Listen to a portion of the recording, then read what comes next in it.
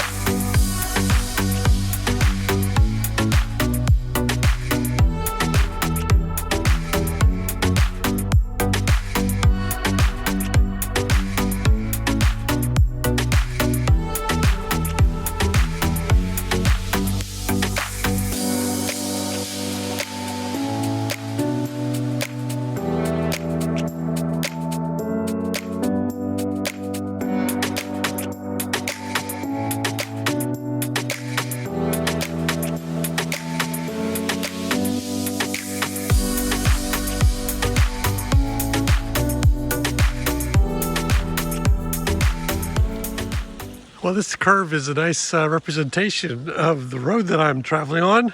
This road that goes to from Stewarts Point to Stewarts Point Rancheria is full of the redwoods and full of the rough road. This road is bumpy and rough, single lane in many of the spots, and quite beautiful actually with all the trees. We're going to be heading up into the mountain. The hill that separates the coast from the rest of the California area. But just wanted to stop and take a picture of this this really sharp curve. And there are traffics that come by from time to time. You got to be watching for it because it's a narrow road and you need to be able to handle the curves.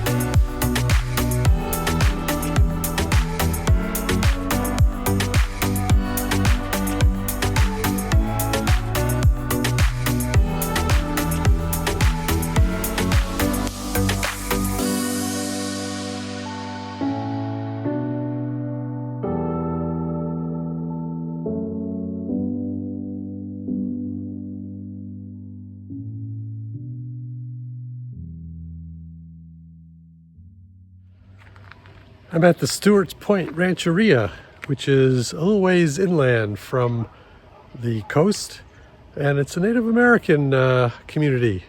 I have been here a few times driving through, but I've never stopped, and I can see that one of the amenities they have at Stewarts Point Rancheria is an electric vehicle charging station. This is a charge point, and I've not used it before, so I'm going to give it a try.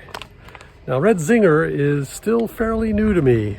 I haven't used the J1772 adapter with it yet. So I'll give it a try, see how it works, and see what kind of a charge I'm going to get. Not that I need one, but I just want to try it out, see how it works.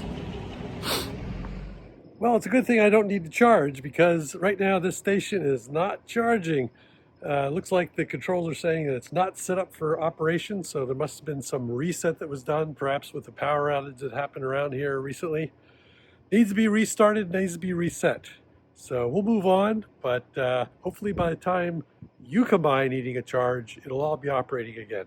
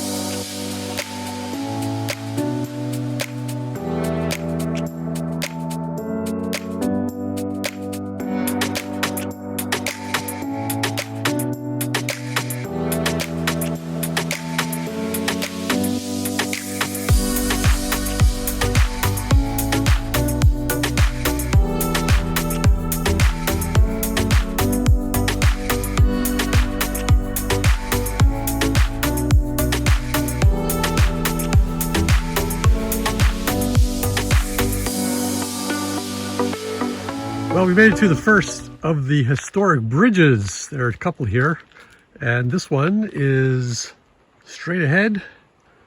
It's called the Halt Creek Bridge. Looks like the sign is saying it was built in 1909, perhaps rebuilt in 1917. Kind of hard to tell from the signs because they've been vandalized, but it's certainly an old historic steel bridge. Look at that ironwork. I guess maybe it is iron, not steel. Who knows? Get a close-up look here. Goes across a creek, and it's a single-lane road, so one car at a time is allowed to ride on this bridge. Look at that turnbuckle. Wow. Quite a structure. Looking up at the bridge structure itself. Interesting. It's amazing it's been able to stay here for, oh wow, 115 years, thereabouts. Good little creek that it's passing over. And there's another one up ahead over the Gualala River. I'm not sure if this is a part of the Gualala River or a contributing stream. But it's very quiet here. Remote part of this road.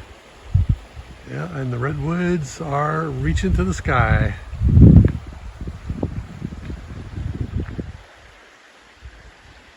interesting structure. If you're into bridges, come take a look.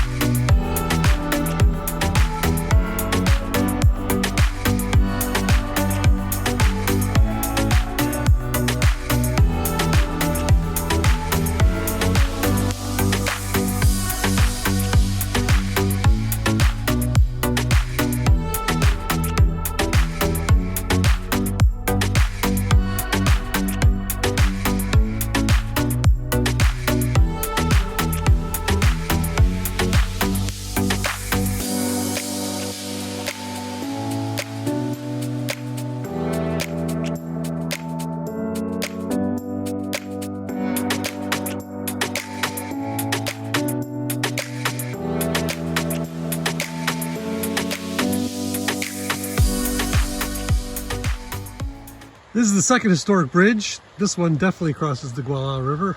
It doesn't have a date located on here, but it is, looks like about the same era, perhaps a little bit younger. It is heading towards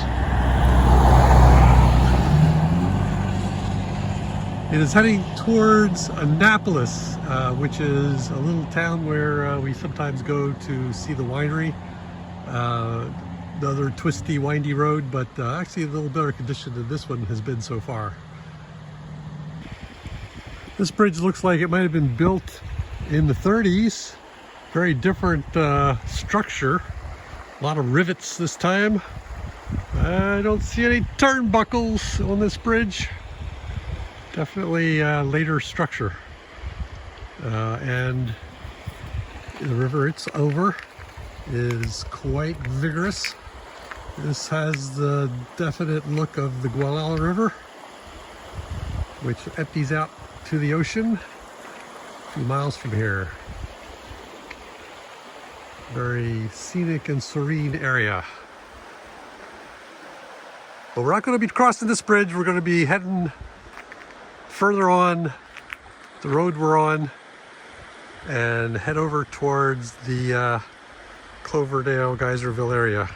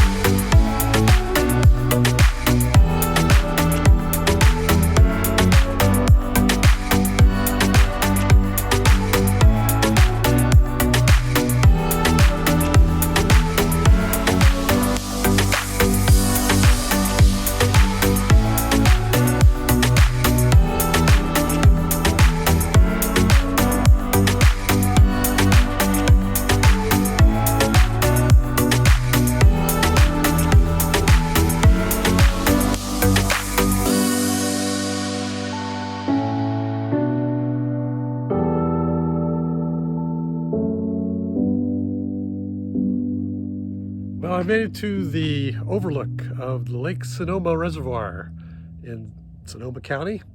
It's towards the end of the twisty, windy road. So let's take a look around. Lake Sonoma is fairly new. It was created when the Corps of Engineers built the Warm Springs Dam in 1983. It's of course a important source for county water supply, and it also has turned into quite an important recreational area. This overlook is well perched to see the entire Lake Sonoma area. There's the road across the lake, and there is a marina down at the water's edge, and there are crows flying around in this area, so they're having a good time as well.